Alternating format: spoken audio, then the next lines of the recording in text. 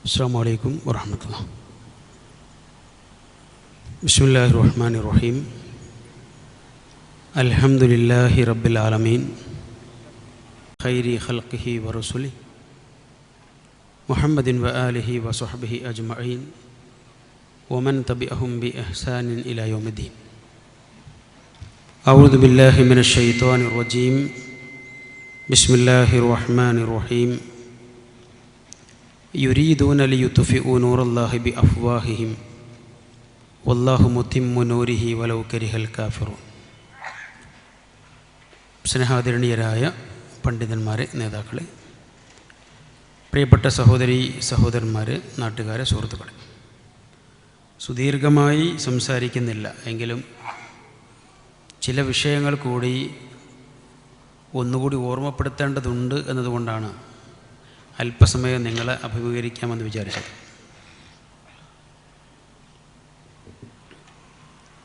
പുതിയ ചില വിവാദങ്ങൾ പള്ളി മെമ്പറുകളുടെയും അതിൻ്റെ താഴെ ഇരുന്നു കൊണ്ടും വീണ്ടും മുകളിൽ കയറിക്കൊണ്ടുമൊക്കെ കണ്ടുകൊണ്ടിരിക്കുന്ന ഒരു സമയത്താണ് നമ്മളുള്ളത്. ഇസ്ലാഹി പ്രസ്ഥാനത്തിൻ്റെ ആശയാദർശങ്ങൾ പ്രമാണബദ്ധമായി യുക്തിഭദ്രമായി സ്വീകരിച്ച് നിലനിർത്തി മുന്നോട്ട് പോകുന്ന കേരളക്കരയിലെ ഒരേ ഒരു ഇസ്ലാഹി പ്രസ്ഥാനം അഥവാ സംഘടന അത് കേരളം മർക്കസ് ദഅവയാണ് എന്ന് ഓരോ ദിവസവും നമ്മളാരും പറയാതെ തന്നെ കൃത്യമായി വ്യക്തമായി പുറത്തു വന്നുകൊണ്ടിരിക്കുന്ന സന്തോഷകരമായിരിക്കുന്ന കാഴ്ചകളാണ് നമ്മൾ കണ്ടുകൊണ്ടിരിക്കുന്നത്. അതിനെക്കുറിച്ച് വേറൊന്നും പറയേണ്ടതില്ല. വളരെ വളരെ വ്യക്തമായി കൃത്യമായി കാര്യങ്ങൾ വരുന്നുണ്ട്. മെമ്പറിലെയും മറ്റുമൊക്കെ സംസാരം ഇൻഷാ അല്ലാഹ് നമുക്ക് കേൾക്കാം. അതിനു മുമ്പ് ചില കാര്യങ്ങൾ ശ്രദ്ധയിൽപ്പെടുത്താനുണ്ട്. ഇവിടെ ചില സഹോദരങ്ങൾ ഞാനും അലിമദിനെയൊക്കെ ചിലരുടെയൊക്കെ പേര് പറയുമ്പോൾ പേര് മാത്രമേ പറയാറുള്ളൂ, അതിൻ്റെ കൂടെ അധികമൊന്നും ചേർക്കാറില്ല. പല കാരണങ്ങൾ കൊണ്ടാണ്. നമ്മളെക്കാൾ പ്രായമുള്ള ആളുകളൊക്കെ ആകുമ്പോൾ എന്താണെങ്കിലും ബഹുമാനിച്ച് തന്നെ പറയണം, സംശയമൊന്നുമില്ല. പിന്നെ പ്രായം കുറവാണെങ്കിലും അറിവ് കൂടുതലാണെങ്കിൽ നമുക്ക് അങ്ങനെയും ബഹുമാനിക്കാം. ഇൽമില്ലാന്ന് ഞാൻ പറയുന്നില്ല, പക്ഷേ ആ ഇൽമിനെ മൂടുന്ന ദുലുമമായിട്ടാണ് വരുന്നതെന്നുള്ളതാണ്. അതുകൊണ്ട് തന്നെ അത്ര ഒരു ആനുകൂല്യമേ തരാൻ കഴിയുമെന്നുള്ളതാണ്. അത് ഞാൻ അത്രേ പറഞ്ഞ് അവസാനിപ്പിക്കുന്നു. മുജാഹിദ് പ്രസ്ഥാനത്തിൻ്റെ ആശയപരമായ ആദർശപരമായ പാരമ്പര്യം ഇവിടെ വന്ന് സംസാരിച്ചിരിക്കുന്ന ചില സുഹൃത്തുക്കൾക്കും അവർ പ്രതിനിധീകരിക്കുന്ന അല്ലെങ്കിൽ അവർ നേതൃത്വം കൊടുക്കുന്ന സംഘടനക്കുമൊക്കെയാണ് എന്ന് പറയുന്നത് കേൾക്കുമ്പോൾ നമുക്ക് ഒരുപാട് എന്താ പറയുക, ഉള്ളിലിങ്ങനെ ചിരിക്കാനല്ലാതെ വേറെ ഒന്നിനും കഴിയില്ല. ഞാൻ അത്രയും വലിയ തമാശയിൽ പറഞ്ഞുകൊണ്ടിരിക്കുന്നത്, അത്രയും വലിയ തമാശയാണ്. ഞാൻ മുജാഹിദ് പ്രസ്ഥാനത്തിൻ്റെ ഒരു ഘടകത്തിൽ ആദ്യമായി മെമ്പർഷിപ്പ് എടുക്കുന്നത് 1983-ലാണ്. ഞാൻ സ്കൂൾ പഠിക്കുന്ന കാലത്തും പകൽ സ്കൂളിൽ പോവും, രാത്രി പള്ളി ദർസിലും പോവും. എന്നാൽ സമസ്തക്കാരുടെ മദ്രസയിലാണ് പഠിച്ചത്, അവരുടെ പള്ളി ദർസിലാണ് പഠിച്ചത്. അതുപോലെ തന്നെ ആ കാലം അങ്ങനെയാണ്. അന്ന് എൻ്റെ നാട്ടിൽ എവിടെയെങ്കിലുമൊക്കെ മുജാഹിദ് പ്രഭാഷണങ്ങൾ ഉണ്ടാവാറുണ്ട്. ആ പ്രഭാഷണങ്ങൾക്ക് പലപ്പോഴും വരാറുള്ളവർ ബഹുമാനായിരിക്കുന്ന AP അബ്ദുൽ ഖാദർ മൗലവി, NP അബ്ദുൽ ഖാദർ മൗലവി, അതുപോലെ അലി അക്ബർ മൗലവി, KK മുഹമ്മദ് സുല്ലമി തുടങ്ങിയിരിക്കുന്ന പണ്ഡിതന്മാരാണ്. ഞാൻ ചില ദിവസം പള്ളി ദർസ് കട്ട് ചെയ്തിട്ട് ഈ പരിപാടി കേൾക്കാൻ പോകും. സമസ്തക്കാരനാണ്. മൗലിദി ജാഥയിൽ മുദ്രാവാക്യം വിളിക്കാറുണ്ട്. ഷിർക്കല്ല, ബിദ്അത്തല്ല, സുന്നത്താണ് ഈ മൗലൂദ് എന്നൊക്കെ മുദ്രാവാക്യം വിളിച്ച കാലമൊക്കെ ഉണ്ട്. ഒരുപക്ഷെ ഇടത്തനാട്ടുകാർക്ക് കിട്ടിയിട്ടില്ലാത്ത പലതിനും കിട്ടിയിട്ടുണ്ട്. ഈ ബദരീങ്ങളാണ്ടിൻ്റെ ഇറച്ചൊന്നും കിട്ടിയില്ലല്ലോ, എനിക്കൊക്കെ കിട്ടിയിട്ടുണ്ട്. മീലാദിൻ്റെ എല്ലാ പലഹാരങ്ങളും നന്നായി കിട്ടിയിട്ടുണ്ട്. കാരണം 16 വയസ്സ് വരെ ഞാൻ ആ ടീമിൽ തന്നെയായിരുന്നു.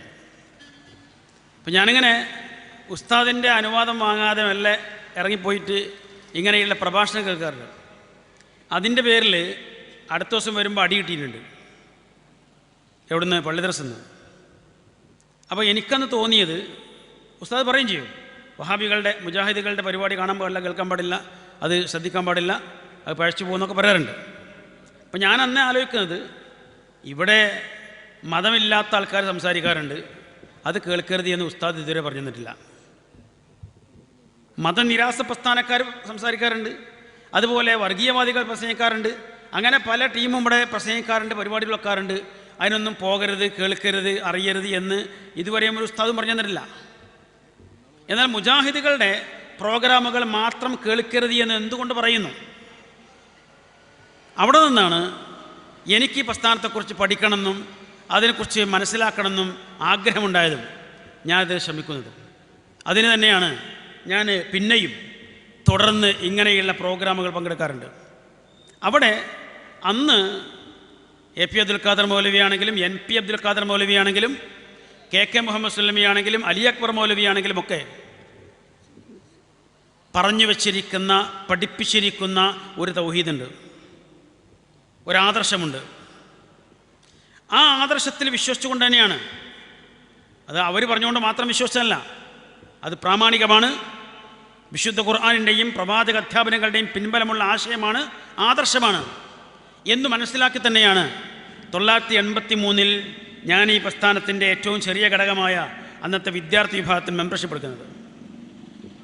അന്ന് MSMലൊക്കെ പ്രവർത്തിക്കുന്ന ആളുകൾ എന്ന നിലയ്ക്ക് ഞങ്ങൾക്ക് ഇടയ്ക്കിടയ്ക്ക് ഈ ആദർശ പഠനത്തിനും മറ്റുമൊക്കെയുള്ള ക്യാമ്പുകൾ, അങ്ങനെയുള്ള പ്രോഗ്രാമുകൾ ഉണ്ടാവാറുണ്ട്.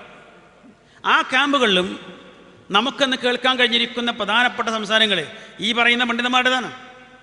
എ.പി. അബ്ദുൽ ഖാദർ മൗലവി ഉണ്ടാവും, അതുപോലെ തന്നെ അലി അക്ബർ മൗലവി ഉണ്ടാവും, എൻ.പി. അബ്ദുൽ ഖാദർ മൗലവി ഉണ്ടാവും, അതുപോലെ കെ മുഹമ്മദ് സുല്ലമി, ചെറിയമുണ്ട് അബ്ദുൽ ഹമീദ് മദനി, എ അബ്ദുസ്സലാം സുല്ലമി തുടങ്ങിയിരിക്കുന്ന പണ്ഡിതന്മാരാണ് ആദർശപരമായ വിഷയങ്ങൾ ചർച്ച ചെയ്യാറുള്ളത്.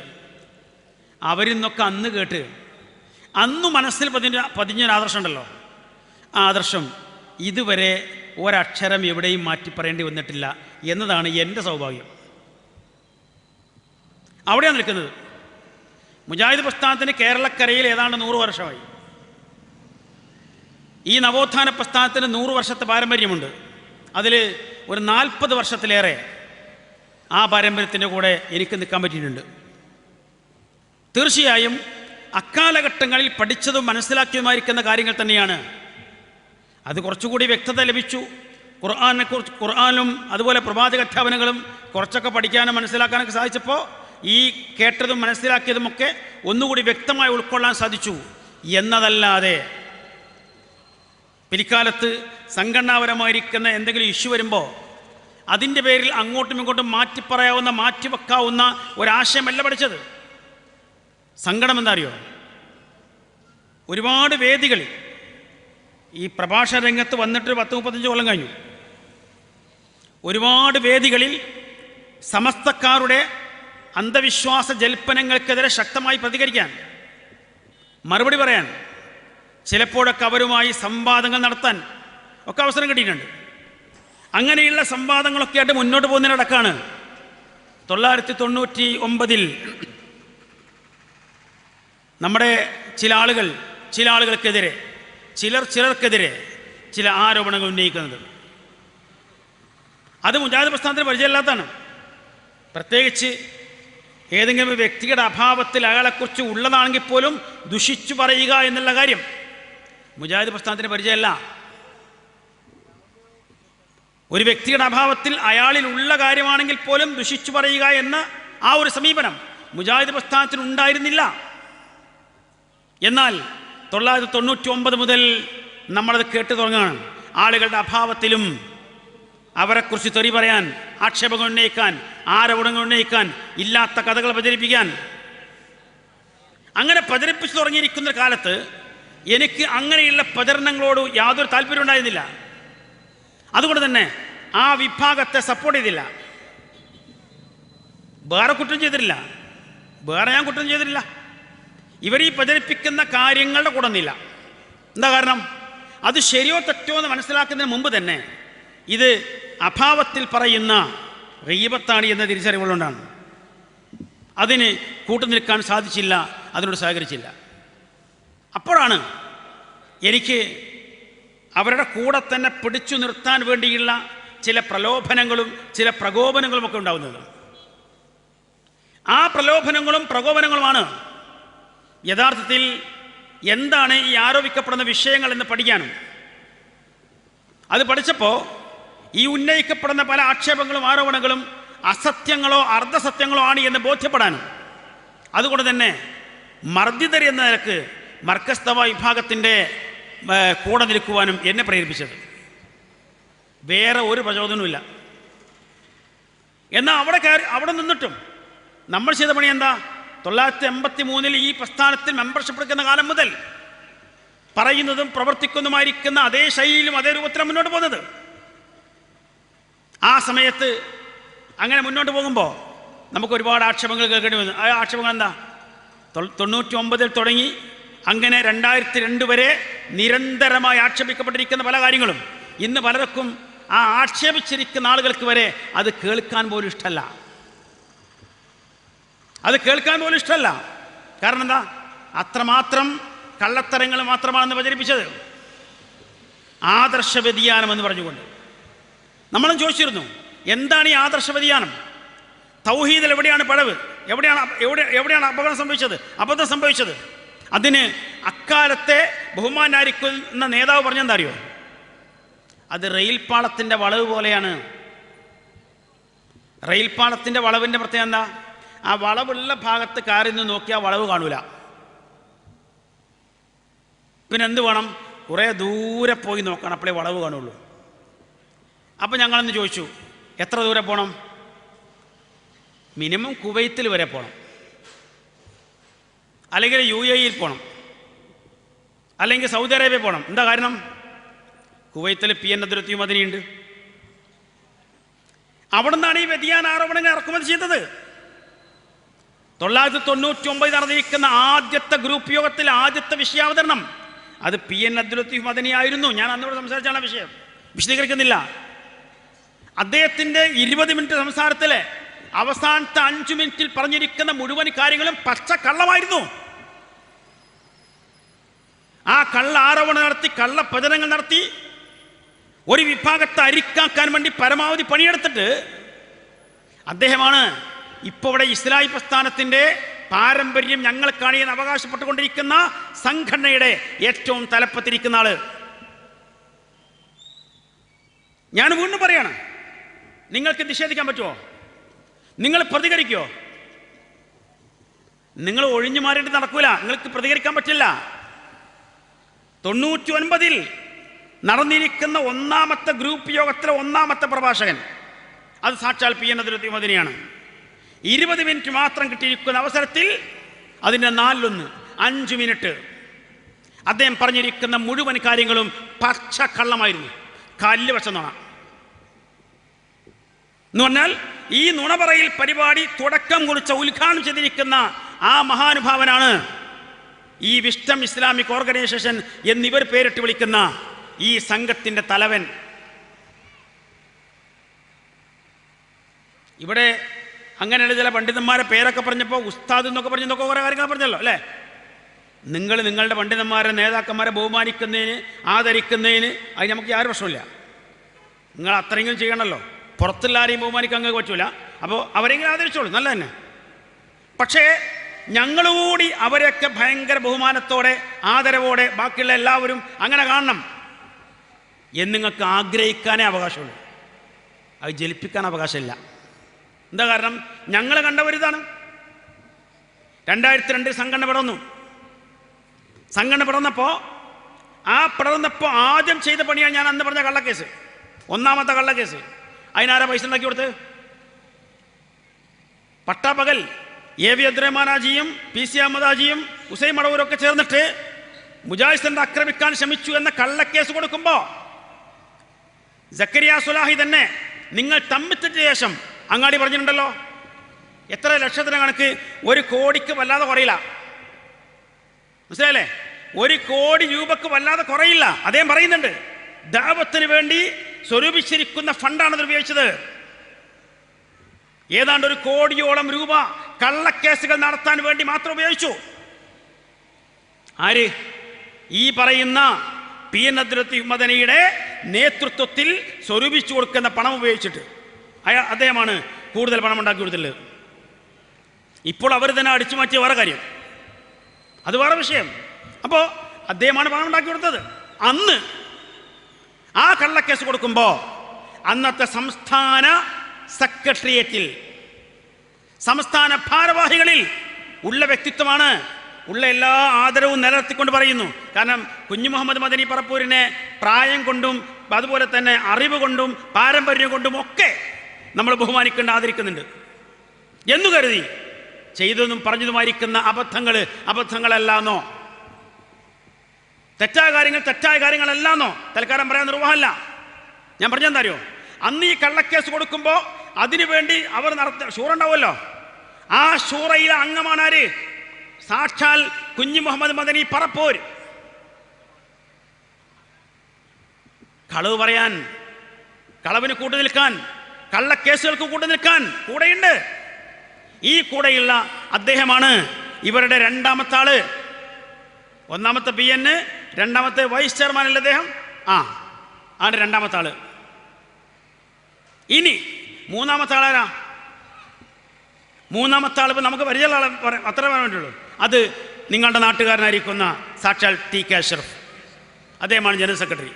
അദ്ദേഹമോ ഈ കള്ള ആരോപണം നടത്തുമ്പോൾ സംഘടനയിലുണ്ട്, കള്ളക്കേസ് കൊടുക്കുമ്പോൾ സംഘടനയിലുണ്ട്. ഉണ്ടെന്ന് മാത്രമല്ല, ആ കള്ളക്കേസ് കൊടുക്കുന്ന സംഘടനയുടെ വിദ്യാർത്ഥി വിഭാഗത്തിൻ്റെ കീ പോസ്റ്റിലിരിക്കുന്ന ആള് ഒന്നുകിൽ പ്രസിഡന്റ് അല്ലെങ്കിൽ ജനറൽ സെക്രട്ടറി, രണ്ടാളൊന്ന്. ഏതാണെന്ന് ഞാൻ കൃത്യമായി പറഞ്ഞാൽ തെറ്റുപോകാതിരിക്കാനാണ്. രണ്ടാണ് നിങ്ങൾക്ക് അറിയാലോ. ആ സ്ഥാനത്തിരിക്കുന്ന അദ്ദേഹം ഇതറിയില്ലേ? ഒരക്ഷരം എവിടെയെങ്കിലും പറഞ്ഞിട്ടുണ്ടോ ഇതിനെതിരെ? കളവ് പറയാൻ പാടില്ല, കള്ളക്കേസ് കൊടുക്കാൻ പാടില്ല, കള്ളസാക്ഷ്യം വഹിക്കാൻ പാടില്ല, എവിടെയെങ്കിലും പറഞ്ഞിട്ടുണ്ടോ? പറഞ്ഞിട്ടില്ല എന്ന് മാത്രമല്ല, ഞാൻ കഴിഞ്ഞ പ്രാവശ്യം ഇവിടെ സംസാരിക്കുമ്പോൾ ഒരു കേസിൻ്റെ ഫയൽ എടുത്ത് കാണിച്ചിരുന്നു. വായിക്കുകയും ചെയ്തു. വായിക്കാൻ ഇപ്പം രണ്ടാമോ വായിക്കുന്നില്ല ഈ ഫയൽ. ഇതെന്തായാലും നിങ്ങൾ മറന്നാലും നമുക്ക് മറക്കാൻ പറ്റൂല. കാരണം ഇതിലെ മർദ്ദിതർ ഞങ്ങളാണ്, ഇതിൽ മൻസൂർ അലി ചമ്മാട്, ഫൈസൽ ചക്കരക്കല്ല്, അതുപോലെ അബ്ദുഷക്കൂർ കോണിക്കല്, അബൂബക്കർ കാരക്കുന്ന്, ഹുസൈൻ മടവൂര് എന്നിവർക്കെതിരെ സാക്ഷാൽ TK അഷ്റഫ് കൊടുത്തിരിക്കുന്ന കള്ളക്കേസിന്റെ ഫയലാണിത്. ഞാനത് ചോദിച്ചിരുന്നു. 3 പേര് ജീവിച്ചിരിപ്പുണ്ട്. ഈ 5 പേരിൽ 4 പേര് ജീവിച്ചിരിപ്പുണ്ട്. എന്നാൽ ഇതിൽ മരണപ്പെട്ടു പോയിരിക്കുന്ന അബൂബക്കർ കാരക്കുന്നിനോട് നിങ്ങൾ എങ്ങനെ ഈ പ്രശ്നം പരിഹരിക്കും? അദ്ദേഹത്തോട് ചെയ്തിരിക്കുന്ന ഈ കൊടിയ ക്രൂരമായ കൃത്യം നിങ്ങൾ എവിടെ പരിഹരിക്കും? എങ്ങനെ പരിഹരിക്കും? നിങ്ങൾ കുറച്ച് പ്രഭാഷകന്മാരിങ്ങനെ ഇരുന്ന് കരഞ്ഞത് കൊണ്ടോ, അല്ലെങ്കിൽ പിന്നെ പരലോകത്തിന്റെ കാര്യം ഇടക്കിടക്കിങ്ങനെ ചേർത്ത് പറഞ്ഞുകൊണ്ടായില്ല. ആ പരലോകത്തിന് വിശ്വാസമുണ്ടോ? നിങ്ങളുടെ കരച്ചിൽ യഥാർത്ഥ കരച്ചിൽ തന്നെയാണോ കള്ളക്കരച്ചിലാണോ? ഞങ്ങൾക്ക് സംശയമുണ്ട്. അതുകൊണ്ട് ചോദിക്കുന്നത്, ഈ വിഷയത്തിൽ എന്താ പരിഹാരം? എന്താണ് പരിഹാരം? മരണപ്പെട്ടു പോയിരിക്കുന്ന അബൂബക്കർ കാരക്കുന്നിനെ നിങ്ങൾ കണ്ട് മാപ്പ് പറഞ്ഞിട്ടുണ്ടോ? ആ പ്രശ്നം പരിഹരിച്ചിട്ടുണ്ടോ? ഇനിയും ജീവിച്ചിരിക്കുന്ന ആളുകളോട് ആ പ്രശ്നം ഇതുവരെ പരിഹരിച്ചിട്ടുണ്ടോ? കള്ളക്കേസ് കൊടുത്തിരിക്കുന്നത് TK അഷ്റഫ്, സാക്ഷാൽ TK അഷ്റഫ്. ഇതിന് അങ്ങനെ ഞാൻ പറഞ്ഞതാ, കള്ള ആരോപണം നടത്തി തുടങ്ങി. കള്ളത്തരങ്ങളിലൂടെ അങ്ങനെ കുറച്ചു കാലം മുന്നോട്ട് പോയി. കള്ളക്കേസുകൾ കൊടുത്ത് സ്ഥാപനങ്ങളും മറ്റും പിടിച്ചടക്കാൻ ശ്രമിച്ചു. അങ്ങനെ വന്നിരിക്കുന്നൊരു ടീം 2012 അവരോടും തെറ്റി. എന്നിട്ട് എന്ത് ചെയ്തു? വേറൊരു ടീമായിട്ട് മാറുമ്പോൾ ഞങ്ങളിപ്പോൾ ഭയങ്കര സത്യസന്ധന്മാരാ. ഇതാര് വിശ്വസിക്കും? ഇസ്ലാഹി പ്രസ്ഥാനത്തിൽ ഇടക്കാലത്ത് ഉണ്ടാക്കിയിരിക്കുന്ന ഇത്തരം പ്രശ്നങ്ങൾ ഒന്നും അറിയുകയോ കേൾക്കുകയോ മനസ്സിലാക്കുകയോ ചെയ്തിട്ടില്ലാത്ത ഒരുപക്ഷെ ന്യൂ ജനറേഷൻ മക്കൾ ഒരുപക്ഷെ വിശ്വസിക്കും. എന്താ കാരണം? അവർക്ക് ഈ കഥ അറിയില്ല, അവർക്ക് ഈ കഥകൾ അറിയില്ല. അതുകൊണ്ട് തന്നെയാണ് ഈ കഥകളെക്കുറിച്ച് പറയുമ്പോൾ ഒരക്ഷരം പോലും പ്രതികരിക്കാൻ തയ്യാറാവാതെ ഒളിച്ചോടുന്നത്. എന്താ കാരണം? നിങ്ങളുടെ പ്രോഗ്രാമിലെങ്കിലും നിങ്ങളുടെ ആൾക്കാരുണ്ടാവുമല്ലോ. ആ ആൾക്കാർ ഞങ്ങൾക്ക് മറുപടി പറയുകയാണെങ്കിൽ പോലും കാര്യങ്ങൾ കേൾക്കുമല്ലോ. അതിൽ ബുദ്ധിയുള്ള ആരെങ്കിലും ഉണ്ടെങ്കിൽ അന്വേഷിക്കുമല്ലോ. ഇങ്ങനെ ഉണ്ടായിട്ടുണ്ടോ?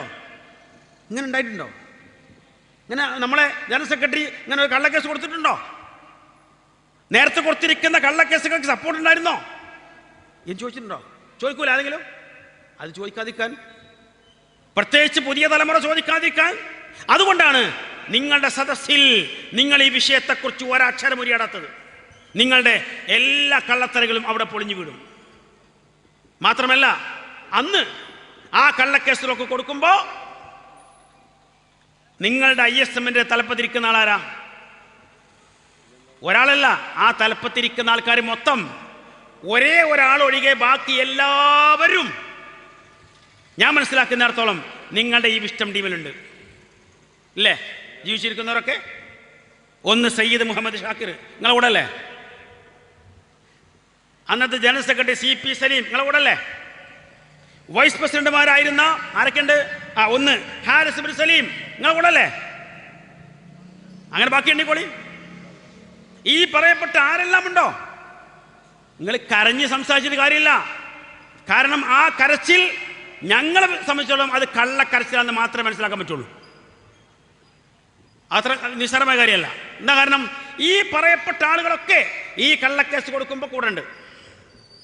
മാത്രമല്ല, നിങ്ങൾക്ക് വേണ്ടി അന്ന് കോടതികളിൽ ഈ കേസിൻ്റെ ഒക്കെ ഫയൽ നോക്കുകയും വേണ്ട കാര്യങ്ങളൊക്കെ ചെയ്തെന്നത് ആരായിരുന്നു?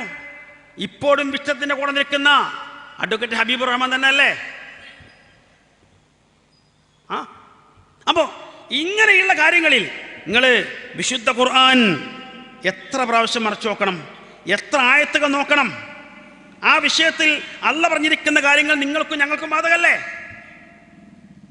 യാ അയ്യുഹല്ലദീന ആമനൂ തഖുല്ലാഹ വഖൂലൂ ഖൗലൻ സദീദ യുസ്ലിഹ് ലക്കും അഅമാലക്കും വയഗ്ഫിർ ലക്കും ദുനൂബക്കും എന്ന് പറഞ്ഞുകൊണ്ട് വിശുദ്ധ ഖുർആൻ സൂറത്ത് അഹ്സാബിലൂടെ പറഞ്ഞു വെച്ചിരിക്കുന്ന കാര്യങ്ങൾ, വിശ്വാസികളെ നിങ്ങൾ തഖ്വ ഉൾക്കൊള്ളണം, തഖ്വയോടെ ജീവിക്കണം.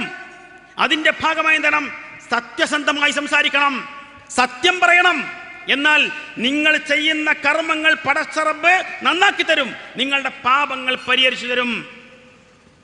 ഈ ആയത്ത് നിങ്ങൾക്ക് ബാധകല്ലേ? നിങ്ങൾ നമുക്ക് നേരെ പലതും ആരോപിക്കണ്ടല്ലോ എന്ന് ഞങ്ങൾ ഈ പറയുന്ന കാര്യങ്ങൾ 100% സത്യമല്ലേ? മാത്രമല്ല, യാ അയ്യുഹല്ലദീന ആമനൂ തഖുല്ലാഹ വകൂനൂ മഅസ്വാദിഖീൻ, വിശ്വാസികളെ നിങ്ങൾ അല്ലാഹുവിനെ സൂക്ഷിക്കുക, നിങ്ങൾ സത്യവാന്മാരുടെ കൂടെയാവുക. നിങ്ങൾ സത്യവാന്മാരുടെ കൂടെയാണോ? സംഘടനാ രംഗത്ത് ഞാനത്ര ബാക്കിയുള്ള ഇവിടെ വ്യക്തിപരമായ കാര്യം നമുക്കറിയില്ല. സംഘടനാ രംഗത്ത് തന്നെ പൊതുരംഗത്ത് പ്രവർത്തിക്കുന്ന സന്ദർഭത്തിൽ ഈ സംഘടനാ രംഗത്ത് നിങ്ങൾ കളവ് പറഞ്ഞിട്ടില്ല എന്നും കള്ളക്കേസുകൾ കൊടുത്തിട്ടില്ല എന്നും അങ്ങനെ കൊടുത്ത കേസുകൾക്ക് സപ്പോർട്ട് ചെയ്തിട്ടില്ല എന്നും അതിനെ നിങ്ങൾ നിരാകരിച്ചിരുന്നു, എതിർത്തിരുന്നു എന്നും നിങ്ങൾക്ക് പറയാൻ സാധിക്കുമോ? സാധിക്കില്ലെങ്കിൽ വിശുദ്ധ ഖുർആനിലെ എത്ര ആയത്തുകൾക്കെതിരാണ് നിങ്ങൾ സംസാരിച്ചിട്ടുള്ളത്, അല്ലെങ്കിൽ നിങ്ങൾ പണിയെടുത്തിട്ടുള്ളത്? ഇബാദുർ റഹ്മാനെ കുറിച്ച് ഖുർആൻ പരിചയപ്പെടുത്തുമ്പോൾ അവർ ഏറ്റവും വലിയ പ്രത്യേകത എന്താ? വല്ലദീന ലാ യശ്ഹദൂന സൂറ, അവർ വ്യാജങ്ങൾക്ക് സാക്ഷികളാവൂല, വ്യാജങ്ങൾക്ക് സാക്ഷിയാവൂല. AV അബ്ദുറഹ്മാനാജി എന്ന വന്യവയോധികനായ മനുഷ്യൻ, അദ്ദേഹം മരണപ്പെട്ട ശേഷമാണ് നേരത്തെ കൊടുത്തിരിക്കുന്ന കള്ളക്കേസിന്റെ വിചാരണ. അങ്ങനെ മരണപ്പെട്ട ശേഷം വിചാരണ നടക്കായിട്ട് പോലും അദ്ദേഹത്തെ ആ കേസിന് ഒഴിവാക്കിയിട്ടില്ല. അദ്ദേഹം പട്ടാപ്പകൽ മുജാഹിദ് സെന്റർ ആക്രമിക്കാൻ വന്നു എന്ന് തെളിയിക്കാൻ അന്ന് കോഴിക്കോട് കോടതിയിൽ ഹാജരാക്കിയത് ഏതാണ്ട് 12 ആൾക്കാരാണ്. ഈ 12 ആൾക്കാരും ഒന്നുകിൽ ഇന്ന് സീഡിക്കാർ അല്ലെങ്കിൽ വിഷ്ണുക്കാർ. ആ കോടതിയിൽ ആ കേസ് നടക്കുമ്പോൾ അത് നടക്കുന്ന എല്ലാ ദിവസവും ആരൊക്കെ വരുന്നത്, ആരൊക്കെ സാക്ഷി നിൽക്കുന്നത്, എന്തൊക്കെയാ പറയുന്നത് എന്നറിയാൻ തന്നെ ഞാൻ ആ കോടതിയിൽ ഫുൾ ടൈം ഉണ്ടായിരുന്നു. ഇതാരെയും പറഞ്ഞു കേട്ടല്ല, നേർക്ക് നേരെ. മനസ്സിലായോ? ആ 12ഓളം സാക്ഷികളിൽ മദനിമാരുണ്ട്. എന്നാൽ നിങ്ങൾ പറഞ്ഞ അഫ്ദലുമൊക്കെ പഠിച്ച് ഇൽമുള്ള ആൾക്കാർ, ഞാൻ നേരത്തെ പറഞ്ഞല്ലോ, ഈ ഇൽമിനേക്കാൾ കൂടുതൽ ദുൽമുള്ളത് കൊണ്ടാണ് നമുക്ക് വല്ലാതെ ആദരിക്കാൻ തോന്നാത്തത്. ഇങ്ങനത്തെ ആൾക്കാർ ഒരു വന്യവയോധികനെതിരെ കൊടുത്തിരിക്കുന്ന കള്ളക്കേസിന് സാക്ഷ്യം പറയാൻ, കള്ളസാക്ഷ്യം പറയാൻ എങ്ങനെയാണ് നിങ്ങൾക്ക് രക്ഷപ്പെടാൻ പറ്റുക? ഖുർആനിലെ എത്ര ആയത്തുകൾക്കെതിരാണ് സംസാരിച്ചത്? ഇത് സംബന്ധമായി പ്രവാചക തിരുമേനി പഠിപ്പിച്ചിരിക്കുന്ന സത്യസന്ധത പാലിക്കുക എന്ന വിഷയത്തിൽ എന്തുമാത്രം നിഷേധമാണ്, നിരാകരണമാണ് നിങ്ങൾ നടത്തിയിട്ടുള്ളത്? അതിന് ലഘൂകരിക്കാൻ പറ്റുമോ? ചെറുതാക്കി പറയാൻ പറ്റുമോ? കാണിക്കാൻ പറ്റുമോ? എന്നിട്ട് ഇവിടെ കഴിഞ്ഞ പ്രാവശ്യം ഒരു 4-5 മണിക്കൂർ സംസാരിച്ചിട്ട് ടി കെ അഷ്റഫ് സാഹിബ് സംസാരിച്ചല്ലോ അല്ലേ? എന്തെങ്കിലും പറഞ്ഞു പറ്റി? ഏയ് ഞാൻ അങ്ങനെ കള്ളക്കേസൊന്നും കൊടുത്തിട്ടില്ല, അതിൻ്റെ പേരിൽ കളവ് പറയാണ്, അങ്ങനെ പറഞ്ഞോ? അല്ലെങ്കിൽ ഞാൻ അറിയില്ല, അത് വേറെ ആരോ കൊടുത്താണ്, അങ്ങനെ പറഞ്ഞോ? ഇങ്ങനെ സംഭവമേ ഇല്ല എന്ന് പറഞ്ഞോ? അതല്ലെങ്കിൽ ഇന്ന കാരണത്താലാണ് കൊടുത്തതെന്ന് പറഞ്ഞോ? പറയാതിരിക്കാൻ പറ്റുമോ? പറയാതിരിക്കാൻ പറ്റുമോ? നിങ്ങൾ ചെയ്യുന്ന, ഇവിടെ ചെയ്യുന്നു എന്ന് പറയുന്ന കുറച്ച് നന്മകളൊക്കെ പറഞ്ഞല്ലോ നിങ്ങൾ. നീ നന്മകൾ മാത്രമാണോ പറച്ചോ നോക്കുക പരലോകത്ത്? അതോ തിന്മകൾ നോക്കോ? തിന്മകൾ നോക്കോ? നോക്കില്ലേ? പ്രത്യേകിച്ച് മറ്റുള്ള മനുഷ്യരുമായി ബന്ധപ്പെട്ട് ചെയ്യുന്ന തിന്മകൾ ആ മനുഷ്യരെ കണ്ട് പരിഹരിക്കാതെ പടച്ചറവ് പൊറുക്കോ? അങ്ങനെ പൊറുക്കാതെ കിടക്കുന്ന പാപങ്ങളുണ്ടെങ്കിൽ നിങ്ങൾ ഈ പറയുന്ന എത്ര കുന്നോളമുള്ള നന്മകളെ നിങ്ങൾ എണ്ണിപ്പറഞ്ഞാലും ആ നന്മകൾ കൊണ്ട് രക്ഷപ്പെടാൻ പറ്റുമോ? പരലോകത്ത് പടച്ചവന്റെ കോടതിയിൽ നിങ്ങൾക്ക് അഥവാ സ്വർഗം വിധിച്ചിരിക്കുന്നുവെങ്കിൽ ആ സ്വർഗത്തിന് തടസ്സം നിൽക്കാൻ നിങ്ങളുടെ ഇത്തരത്തിലുള്ള അക്രമ പ്രവർത്തനങ്ങൾക്ക് ഇരയായിരിക്കുന്ന ആളുകൾ ഉണ്ടാവില്ലേ? എന്താ നിങ്ങൾ മനസ്സിലാക്കിയത്? അതുകൊണ്ട് പറയണം, നിങ്ങൾ നമ്മൾ അത്ര പറഞ്ഞോളൂ, നിങ്ങൾ വളർന്നു വന്നത്, നിങ്ങളെ നട്ടുപിടിപ്പിച്ച എവിടെയാണ്? കളവിലാണ്. വിത്ത് തന്നെ കളവാണ്, നട്ടുപിടിപ്പിച്ച കളവിലാണ്. അതിന് വെള്ളവും വളവും കൊടുത്തു, അതും കളവ് തന്നെയാണ്. പിന്നെ വളർന്നു വന്നപ്പോഴോ ഉണ്ടായിരിക്കുന്ന ഇലയും പൂവും കായും ഉണ്ടെങ്കിലൊക്കെ അതെല്ലാം കളവില. അങ്ങനെ കള്ളത്തരത്തിൽ കളവിലൂടെ വളർന്നു വന്ന് ഉണ്ടായിരിക്കുന്ന ഒരു സംഘടന പറയുന്നു, 100 കൊല്ലത്തെ, ഒരു നൂറ്റാണ്ട് കാലത്തെ മുജാഹിദ് പ്രസ്ഥാനത്തിന്റെ പാരമ്പര്യം ഞങ്ങൾക്കാണ്. അതുകൊണ്ട് ഞാൻ പറഞ്ഞത്, ഈ അവകാശവാദം കേൾക്കുമ്പോൾ ചിരിക്കാനല്ലാതെ സഹതാപമല്ലാതെ വേറൊന്നും തോന്നില്ല, വേറൊന്നും പറയാനുമില്ല. അതുകൊണ്ട് ഇത് കൃത്യമായിട്ട് പറയണം. വിശുദ്ധ ഖുർആൻ പറഞ്ഞിട്ടുണ്ട്, ഇത് തബറഅല്ലദീന തുബിഉ മിനല്ലദീന തബഉ വറഅഉൽ അദാബ് വതഖത്തുഅത് ബിഹിമുൽ അസ്ബാബ്. പരലോകത്ത് വരുമ്പോൾ ഈ ദുനിയാവിൽ വെച്ച് ആരെയൊക്കെയാണ് പിൻപറ്റിയത്? ആരെയൊക്കെയാണ് പിൻപറ്റിയത്? ചിലരുണ്ടല്ലോ, ഇന്നാള് നരകത്തിലാണെങ്കിൽ ഞങ്ങൾ നരകത്തിലായിക്കോട്ടെ വിശ്വസിക്കുന്നവർ ഇല്ലേ? അങ്ങനല്ലേ? ഇന്നാള് നരകത്തിലാണെങ്കിൽ ഞങ്ങൾ നരകത്തിലായിക്കോട്ടെ. അത് നരകത്തിനെ കുറിച്ച് മനസ്സിലാകത്തോണ്ടാ, അതിന്റെ ഗൗരവം വിശുദ്ധ ഖുർആൻ പഠിപ്പിച്ചത് ബോധ്യമാവത്തോണ്ടാ. ദുനിയാവില് നമുക്കെതിരെ പ്രശ്നമുണ്ടായി, നമ്മുടെ മക്കൾക്കെതിരെ പ്രശ്നമുണ്ടായി അല്ലേ? ഒരു അബദ്ധത്തിലോ മറ്റോ ഒരു സംഗതി, അങ്ങനെ മകനെതിരെ മകൾക്കെതിരെ കേസ് വന്നാൽ, അയാളെ ശിക്ഷിക്കുന്ന അവസ്ഥ വന്നാൽ രക്ഷിതാക്കൾ എന്ത് ചെയ്യും? നിങ്ങൾ ഇന്ന ശിക്ഷിച്ചോളി, എൻ്റെ മോനെ വിട്ടാളി പറയും അല്ലേ? അതവിടെ ദുനിയാവിലെ അവസ്ഥ. എന്നാ പരലോകത്തോ നേരെ മറിച്ച മക്കളെ കാണിച്ചു കൊടുക്കാണ്. ഈ മക്കളെ നരകത്തേക്ക് തരാം, ഭാര്യനെ നരകത്തേക്ക് തരാം, ഉമ്മാനും ബാപ്പാനും നരകത്തേക്ക് തരാം, കുടുംബക്കാരെ കമ്പീട് തരാം, ഈ ദുനിയാവിൽ നിന്ന് കിട്ടാവുന്നിടത്തോളം ആൾക്കാരൊക്കെ തരാം, എന്നിട്ട് എന്നെ നരകത്തിന് രക്ഷപ്പെടുത്തുമോ എന്ന് ചോദിക്കുന്നതാണ് നരകം. അതാണ് നരകത്തിൻ്റെ അവസ്ഥ. ആ നരകത്തിലേക്ക് ഞങ്ങൾ ഇന്ന നേതാക്കന്മാര്, ഇന്ന പണ്ഡിതന്മാര്, ഇന്ന ക്ലാസ് എടുക്കുന്ന ആൾക്കാർ അവർ നരകത്തിലാണെങ്കിൽ ഞങ്ങളും നരകത്തിലായിക്കോട്ടെ എന്ന് വിചാരിക്കുന്ന, ചിന്തിക്കുന്ന ആളുകൾ ഈ സമൂഹത്തിൽ വളർന്നു വരുന്നുണ്ടെങ്കിൽ അത് നിസ്സാരമല്ല കാര്യം. ഖുർആൻ പറഞ്ഞതാണ്, ഇത്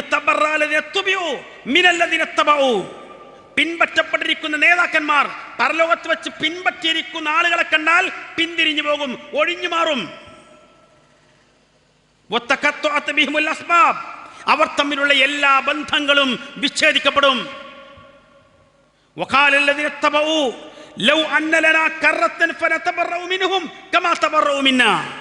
ഈ സമയത്ത് അനുയായികൾ പറയാ, പടച്ചോനെ ദുനിയാവിലേക്ക് ഒരു തിരിച്ചുപോക്കൂടി നൽകുമോ? എന്നാൽ ഇതുവരെ ഞങ്ങൾ പൂവിട്ട് പൂജിച്ചിരിക്കുന്ന ഈ നേതാക്കന്മാരെ ഞങ്ങളും അവഗണിക്കും. അവർ ഞങ്ങൾ കൈയൊഴിയും, അവരെ തിരിഞ്ഞു നോക്കൂല. ഇത് പരലോകത്ത് പറയുന്ന, പരലോകത്ത് അങ്ങനെ പറയേണ്ട ഒരു ഗതികേടില്ലാതിരിക്കണമെങ്കിൽ എന്ത് ചെയ്യണം? ആരെയാ പിൻപറ്റുന്നത്, എന്തിനാ പിൻപറ്റുന്നത് എന്നുള്ള ആലോചന നന്നായിട്ട് വേണം. മനസ്സിലായല്ലോ? ഒരാൾക്ക് കുറെ കരഞ്ഞ് പ്രസംഗിക്കാൻ കഴിയും എന്നതുകൊണ്ട് മാത്രമാവരുത്. അയാൾ പറയുന്ന കാര്യം അയാളുടെ ജീവിതവുമായി ബന്ധമുണ്ടോ? ജീവിതത്തിൽ പുലർന്ന കാര്യം തന്നെയാണോ പറയുന്നത്? ഞാൻ അത് വീണ്ടും വീണ്ടും പറയുന്നു. ഖുർആനും പ്രവാചകചര്യയും ആവർത്തിച്ചാവർത്തിച്ച് പറഞ്ഞാണ് കളവ് പറയരുത്, കളവിന് കൂട്ടു നിൽക്കരുത്, സത്യം പറയണം, സത്യത്തിന് കൂട്ടു നിൽക്കണം. അതിന് വിരുദ്ധമായി ഇങ്ങനെയുള്ള നിലപാടുകളോട് വന്നിരിക്കുന്ന ആളുകൾ എങ്ങനെ രക്ഷപ്പെടും? ഇങ്ങോട്ട് ഒരൊറ്റ വാചകം നമ്മളെ അബ്ദുൽ മാലിക് പറഞ്ഞു കഴിഞ്ഞു. എന്താ അറിയോ? ഇവരിപ്പോഴും പഴയ കള്ളക്കേശ്ശേരി നടക്കുകയാണ്. എന്നിട്ടോ അതൊക്കെ ഐക്യപ്പെരുന്നാളോട് കൂടി തീർന്നില്ലേ? ഈ കൊടുത്ത കേസൊക്കെ പരസ്പരം പറഞ്ഞു പൊരുത്തപ്പെട്ട് അങ്ങനെ എല്ലാം പരിഹരിച്ച് ഐക്യപ്പെരുന്നാളിൻ്റെതല്ലേ, അതോടുകൂടി തീർന്നില്ലേ? ഇനിയിപ്പോഴും പറയാൻ പാടുണ്ടോ? ഐക്യ ചർച്ചയിൽ പങ്കെടുത്ത ആൾക്കാരാണ് ഈ ഇരിക്കുന്ന ഞങ്ങൾ ഉണ്ടാവും. അതിലെന്തൊക്കെയാണ് ചർച്ച ചെയ്തതെന്ന് എന്തായാലും നിങ്ങളെക്കാളും അറിയാം. ഞങ്ങൾക്ക് തന്നെയാണ് എന്തൊക്കെ ചർച്ച ചെയ്തു, എന്തൊക്കെ വിഷയങ്ങളിൽ തീരുമാനമുണ്ടായി, ധാരണ ഉണ്ടായി, പിന്നെ എന്തൊക്കെ തെറ്റിച്ചു, അതൊക്കെ നമുക്കറിയാം. നിങ്ങൾക്കതിനെക്കുറിച്ചൊക്കെ കേട്ടറിവ് മാത്രമേ ഉള്ളൂ. പക്ഷെ ഒരു കാര്യം പറയാം, ഇനി ഈ ഐക്യ ചർച്ചയിൽ ഇങ്ങനത്തെ കള്ളക്കേസുകളുടെ ഒക്കെ വിഷയങ്ങൾ വന്നു നിൽക്കട്ടെ, എന്നിട്ട് അതൊക്കെ പരിഹരിച്ചു കൊടുത്തു. എന്നാലും ആരുടെ കേസാണ് പരിഹരിക്കുക? ആരാ ഐക്യത്തിന് തയ്യാറാതെ അവരുടെ പരിഹരിക്കുള്ളൂ. തയ്യാറാവാത്ത പരിഹരിക്കുമോ? പ്രത്യേകിച്ച് ഈ കേസ് ആരാ? ഇത് ടി കെ അഷ്റഫ് കൊടുത്ത കേസാണ്. ഇത് ടി കെ അഷ്റഫ് കൊടുത്ത കേസാണ്. ടി കെ അഷ്റഫുമായി ഞങ്ങൾ വല്ല ചർച്ച നടത്തിയിട്ടുണ്ടോ? നിങ്ങൾ ഞങ്ങളുമായി വല്ല ചർച്ച നടത്തിയിട്ടുണ്ടോ? ഇങ്ങനത്തെ പ്രശ്നങ്ങൾ അങ്ങനെ പറഞ്ഞ് പരിഹരിച്ചിട്ടുണ്ടോ? മാത്രമല്ല, രണ്ടാളുകൾ ഒരു വീട്ടുകാർ കളവ് നടത്തി. കളവ് നടത്തി. കിട്ടിയ കളവ് മുതലുകൾ എന്ത് ചെയ്തു? പങ്കുവെച്ചു. രണ്ടാളും പങ്കുവെച്ചു. ഒരാൾക്ക് കുറച്ച് കഴിഞ്ഞപ്പോൾ എന്ത് ചെയ്യും? മനസ്താപം ഉണ്ടായി. അയാൾ എന്ത് ചെയ്തു? ആ വീട്ടുകാരൻ പോയി കണ്ട് അത് തിരിച്ചു കൊടുക്കുകയോ അല്ലെങ്കിൽ എങ്ങനെയാ വെച്ചാൽ പരിഹരിച്ചു. അതിൻ്റെ പേരിൽ രണ്ടാമത്തെ കള്ളം കഴിച്ചില്ലവോ? കള്ളന്മാരിൽ ഒരാൾ വന്നിട്ട് ഈ വീട്ടുകാരനെ കണ്ട് മാപ്പ് ചോദിക്കുകയോ അല്ലെങ്കിൽ എടുത്ത പണം തിരിച്ചു കൊടുക്കുകയോ ചെയ്തു, പരിഹരിച്ചു നിൽക്കട്ടെ. അതുകൊണ്ട് ഈ തിരിച്ചു കൊടുക്കാത്ത രണ്ടാമത്തെ കള്ളൻ രക്ഷപ്പെടുവോ? നല്ല ന്യായമാണ്, നല്ല വാദമാണ്. ഞാനിതിന് അതിലേറെ ഒന്നും പറയേണ്ടില്ല, മനസ്സിലാവും. എന്താ കാരണം എന്നറിയോ? ഈ വിഷയം പറഞ്ഞാൽ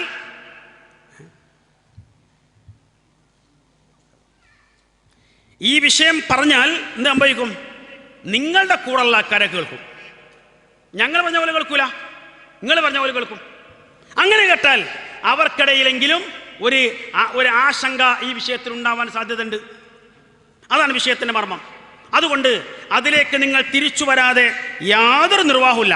നിങ്ങൾ ആ വിഷയം ഇവിടെ പറഞ്ഞ് എന്താ പ്രശ്നം എന്നുള്ളത് കൃത്യമായി പറഞ്ഞ ആളുകളെ ബോധ്യപ്പെടുത്തിയാൽ മതിയാവും. ഞങ്ങളിത് വിട്ടുപോകുന്നില്ല.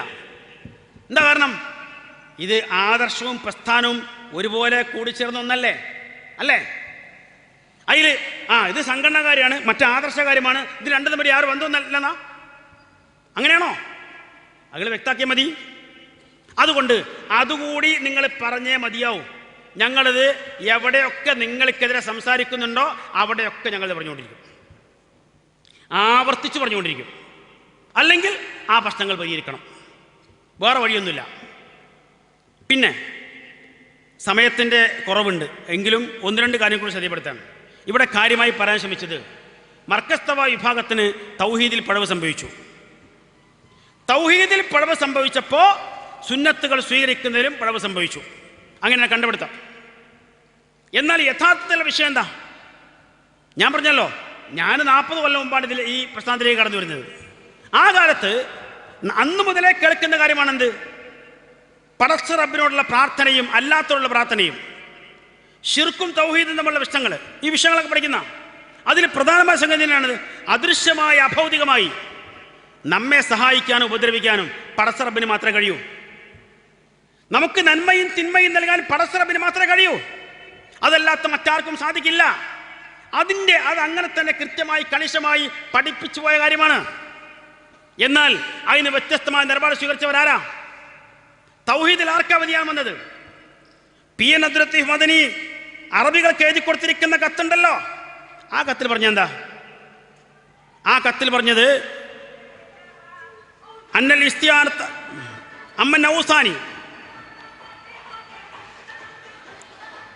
ഫഹുവ ഇസ്തിആനത്ത് ബിൽ ജിൻ അൽ ഹയ്യുൽ ഖാദിർ അൽ ഹാദിർ ഫീമാ യഖ്ദിറു അലൈഹി അൽ മഖ്ലൂഖ് ഫഹാദാ ഹറാമുൻ വലാ യജൂസ് ലിഅന്നഹു വസീലത്തുൻ മിൻ വസായിലി ശിർക്ക്.